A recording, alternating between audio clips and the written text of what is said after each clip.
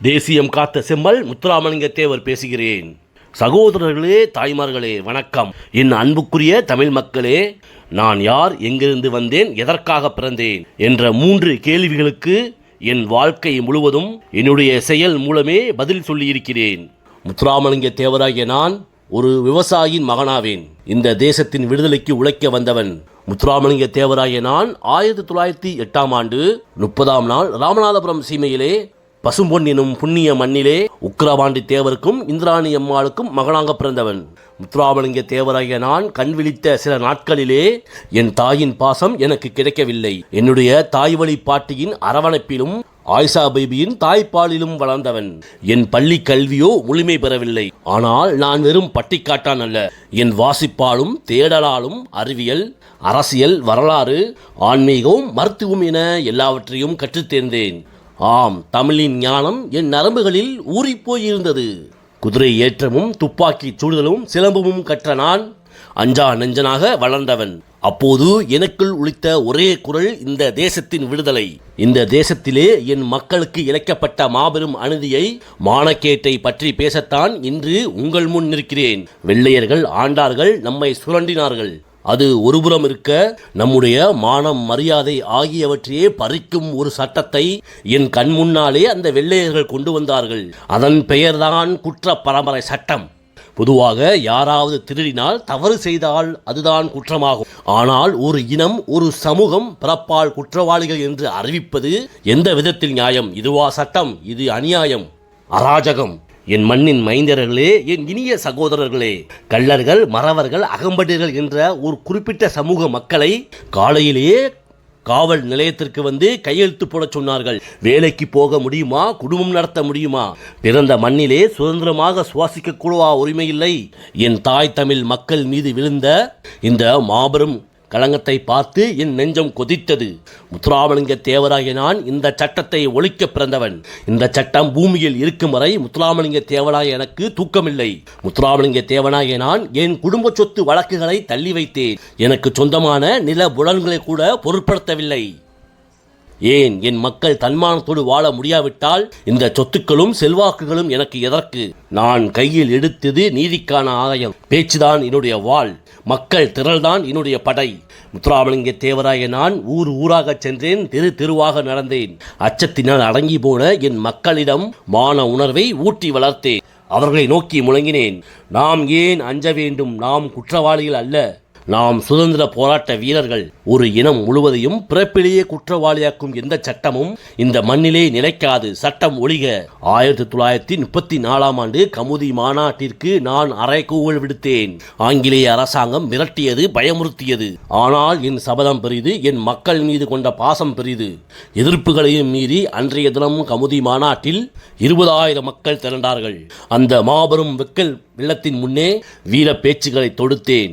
என்னுடைய நியாயத்தையும் மக்களின் மனக்குமுறலையும் வெள்ளைய அதிகாரிகளின் காதுகளுக்கு இடிபோல கொண்டு சென்றேன். இந்த தேவனின் ஓயாத தொடர் ஓட்டமும் மக்கள் திரளின் போராட்டமும் வீண் போகவில்லை.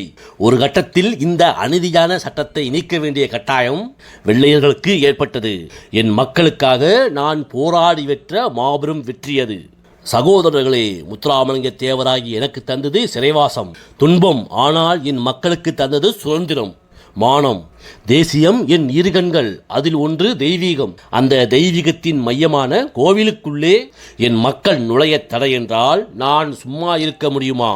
முத்துராமலிங்க தேவராய நான் பேச வந்திருப்பது மதுரை மீனாட்சியம்மன் ஆலய பிரவேசத்தை பற்றி. இறைவன் இருக்கிறான். அந்த இறைவனுக்கு முன் மனிதர்களாகிய நாம் எப்படி பிரிந்து நிற்க முடியும்? ஆனால் ஒரு இழிவான நடைமுறை நம் மண்ணில் இருந்தது. ஒரு சில மக்களை கோவிலுக்குள்ளே நுழைய விடாமல் தடுத்தார்கள். இது அநீதி, அக்கிரமம் என என் மனம் கொந்தளித்தது. இறைவனின் கருவறைக்கு முன்னால் ஏழை, பணக்காரன், சாதி, கோத்திரம் என்றெல்லாம் பேசி பிரித்து பார்ப்பது அந்த மீனாட்சி அம்மனுக்கே செய்யும் துரோகம் அல்லவா? இதை நான் கடுமையாக கண்டித்ததோடு ஏற்க மறுத்தேன். தெய்வீகத்தின் பெயரால் நடக்கும் இந்த அநீதியை நான் வேடிக்கை பார்க்க மாட்டேன் என்ற சபதம் எடுத்தேன். இந்த ஆலய நுழைவு போராட்டத்திற்கு வித்திட்டவர் சாதி பிரிவினையைக் கண்டு மனநொந்த வைத்தியநாத ஐயர் ஐயா அவர்கள்தான். அந்த பெரியவர் என்னை அழைத்தார். தேவரே வாருங்கள், இந்த போராட்டத்தை நாம் வெற்றி பெற செய்ய வேண்டும் என்று என்னிடம் கேட்க நான் உடனே சம்மதித்தேன். வைத்தியநாத ஐயரின் தியாக உள்ளமும் என் மக்களின் நீதி உணர்வும் ஒன்றாக இணைந்தன. அப்போது முத்துராமலிங்க தேவராய நான் முழங்கியது ஒன்றே ஒன்றுதான். இறைவனின் எல்லையில் எல்லா மக்களும் சமம். ஈன பிறவிகளால் தாழ்த்தப்பட்டவர்கள் என வஞ்சிக்கப்பட்ட அனைத்து சகோதரர்களும் கோவிலுக்குள் நுழைய வேண்டும். இந்த உரிமை அவர்களுக்கு மறுக்கப்பட்டால் நாம் ஒவ்வொருவரும் கொடும் பாவம் செய்தவர்களாவோம். எல்லோருடைய எதிர்ப்பையை மீறி அந்த போராட்டத்தை முன்னெடுத்தோம். அன்றைய தினம் 1939 ஆண்டு ஜூலை மாதம் மதுரை மீனாட்சியம்மன் ஆலயத்தின் கதவுகள் எங்களுக்காக திறக்கப்பட்டன.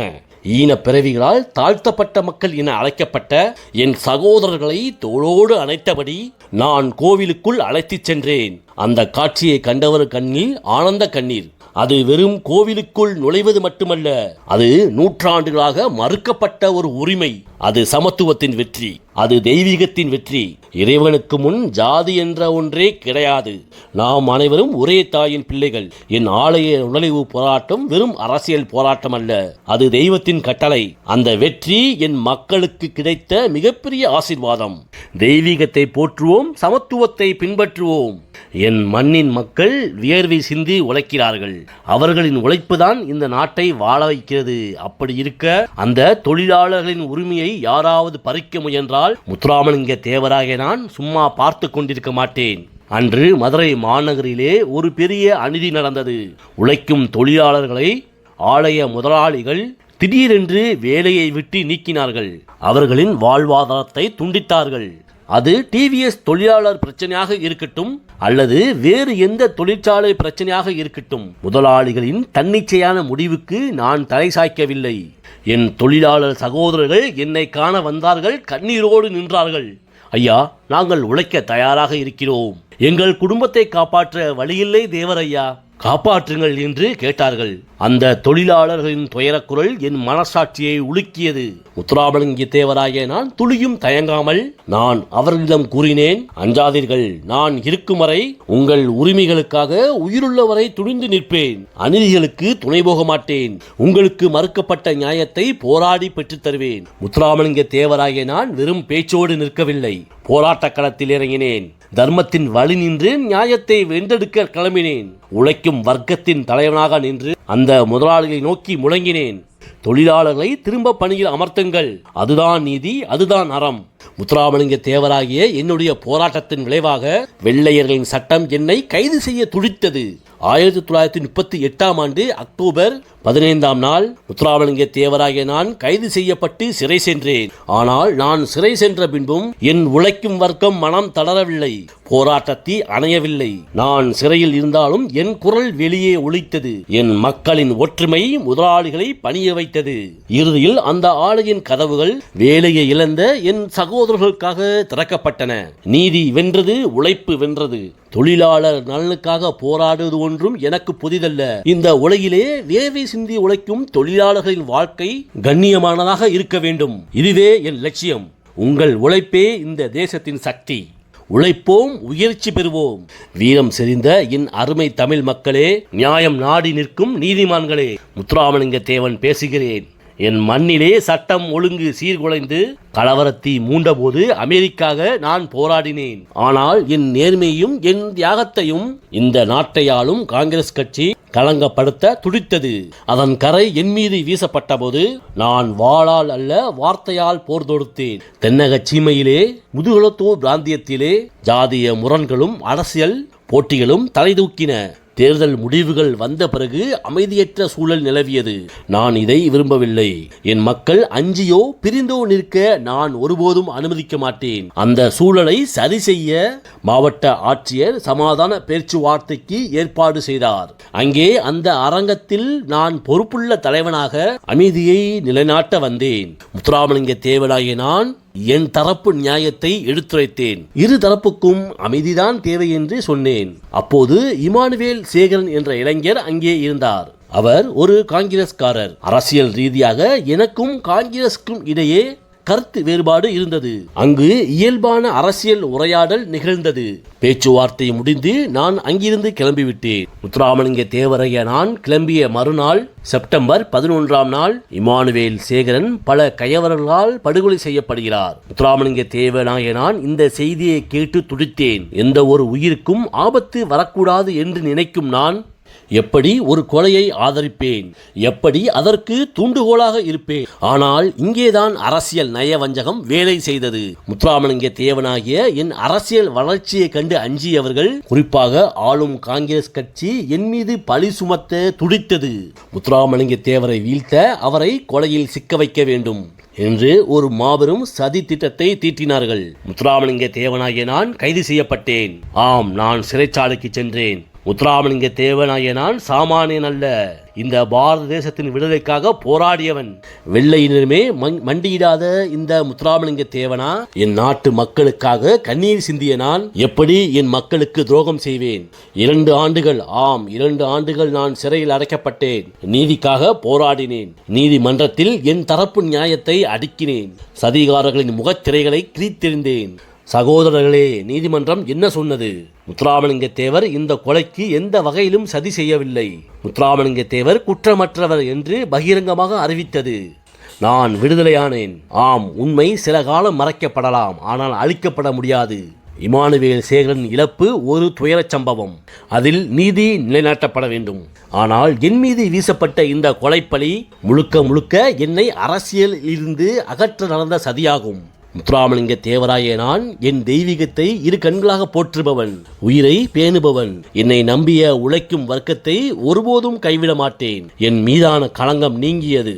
இந்த தேவனின் உண்மை நிலைநாட்டப்பட்டது. ஜாதி வீழும், சத்தியம் வெல்லும். ஜெய்ஹிந்த். ஆன்மீக பெரியர்களே, தேசிய உணர்வு கொண்ட என் தமிழ் மக்களே, இந்த மண்ணின் மைந்தர்கள் தேசத்தின் விடுதலைக்காக தங்கள் இன்னுயிரை தியாகம் செய்ய துணிந்தவர்கள். ஆனால் சிலர் இங்கு நின்று கொண்டு சுயமரியாதை என்ற போர்வையில் இந்த மண்ணின் தேசியத்தையும் தெய்வீகத்தையும் சிதைக்க பார்க்கிறார்கள். அவர்களை பார்த்து நான் முழங்குகிறேன். ஆத்திகமும் பகுத்தறிவும் ஒருபோதும் மோதிக்கொள்ளவில்லை. ஆனால் இங்கே ஒரு சிலர் கடவுள் இல்லை என முழங்குகிறார்கள். கோவிலை கொளுத்தச் சொல்கிறார்கள். இறைவனையும் தெய்வத்தையும் அவதூறு செய்கிறார்கள். நான் கேட்கிறேன், தெய்வீகத்தை மறுப்பவன் எப்படி தேசியவாதியாக இருக்க முடியும்? தெய்வீக பற்றுதான் தேசத்தின் மீதான பற்றுக்கு அடிப்படையாகும். கடவுளை மறுக்கும் சிந்தனை நம் பண்பாட்டின் வேரையே அறுக்க பார்க்கிறது. இது தமிழர் பண்பாட்டுக்கு விரோதமானது. சொத்துக்காக 70 வயதில் ஒரு திருமணம் செய்து கொண்டவருக்கு தியாகம் பற்றி என்ன தெரியும்? சொத்து முழுவதையும் நாட்டுக்காகவும் ஏழைகளுக்காகவும் எழுதி வைத்துவிட்டு பிரம்மச்சாரியாய் வாழ்ந்த இந்த தேவனுக்குத்தான் தெரியும் உண்மையான தியாகம் என்றால் என்னவென்று. முத்துராமலிங்க தேவனாகிய நான் இந்த தேசத்தின் விடுதலைக்காக போராடி சிறை சென்றவன். நேதாஜி சுபாஷ் சந்திரபோஸ் வழியில் ஆயுதமேந்த துணிந்தவன். ஆனால் சுயமரியாதை இயக்கக்காரர்கள் என்ன சொன்னார்கள்? வெள்ளையன் ஆட்சியை எதிர்ப்பது முட்டாள்தனம் என்றார்கள். நம் தேச பக்தியை அவமதித்தார்கள். தேசியத்தை மறுப்பவன் எப்படி சமூக போராளியாக இருக்க முடியும்? அடிமை சங்கிலியை துண்டிக்க துணியாதவன் எப்படி சுயமரியாதை பற்றி பேசுவான்? இந்த நாடு சுதந்திரம் அடைந்த பிறகுதான் மக்களுக்கு உண்மையான சுயமரியாதை கிடைக்கும். முதலில் தேச விடுதலை, பிறகுதான் வேறு எந்த போராட்டமும். வெள்ளையனை எதிர்த்த தியாகிகளை கேலி செய்தவர்கள் இன்று வந்து நம் மக்களுக்கு சமூக நீதி பற்றி பாடம் எடுக்கிறார்கள். சமூக நீதி என்பது என் ரத்தம். ஆலய பிரவேசம், குற்ற பரம்பரை சட்ட ஒழிப்பு என நான் களத்தில் நின்று போராடி பெற்ற உரிமைகள் அவை. முத்துராமலிங்க தேவனாகிய நான் வார்த்தையால் அல்ல, செயலால் சமூக நீதியை நிலைநாட்டினேன். முதுகுளத்தூர் கலவரம் நடந்தபோது அமைதிக்காக நான் நின்றேன். ஆனால் என் அரசியல் வளர்ச்சியை விரும்பாத ஆளும் கட்சிக்கு சிலர் துணை போனார்கள். ஆம், நான் இமானுவேல் சேகரன் வழக்கில் கைது செய்யப்பட்ட போது என்னை ஆதரிக்காமல் முத்துராமலிங்க தேவரை சமூக விரோதி என்று அறிவித்து என் கைதுக்கு சிலர் ஆதரவு கொடுத்தார்கள். தன் சுயநல அரசியல் நோக்கத்துக்காக ஒரு தலைவனுக்கு எதிராக குரல் கொடுத்து ஒரு தலைவனை கொலையில் சிக்க வைக்க துணை போனது எந்த விதத்தில் நியாயமாகும்? இதுதான் சுயமரியாதையா? இதுதான் தர்மமா? முத்துராமலிங்க தேவனாகிய நான் அரசியலை தேசிய பணியாகவும் ஆன்மீக பணியாகவும் கருதுபவன். ஆனால் சிலர் அரசியலை வெறும் பதவி வெறிக்கான களம் என்று கருதுகிறார்கள். என் மக்கள் இந்த இரண்டிற்கும் உள்ள வித்தியாசத்தை உணர வேண்டும்.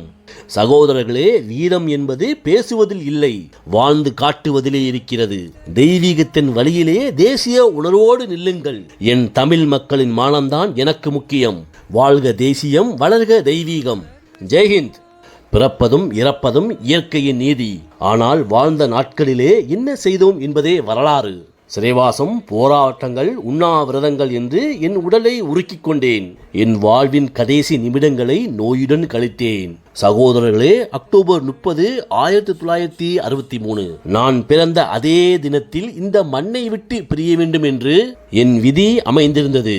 ஆம், என்னுடைய 55வது பிறந்த நாளில் நான் பூர்ணத்துவம் அடைந்தேன். மதுரையில் என் உயிர் பிரிந்தாலும் பசும்பொன் மண்ணிலே என் பாசமுள்ள மக்களுக்கு மத்தியில் நான் அடக்கம் செய்யப்பட்டேன். நான் என்றென்றும் உங்கள் மத்தியில் வாழ்ந்து கொண்டிருக்கின்றேன். என் அன்பு சகோதரர்களே, தேசத்தின் மீது பற்று வையுங்கள். தெய்வீகத்தின் மீது அசைக்க முடியாத நம்பிக்கை வையுங்கள். அதுவே என் இறுதி வேண்டுகோள். ஜெய்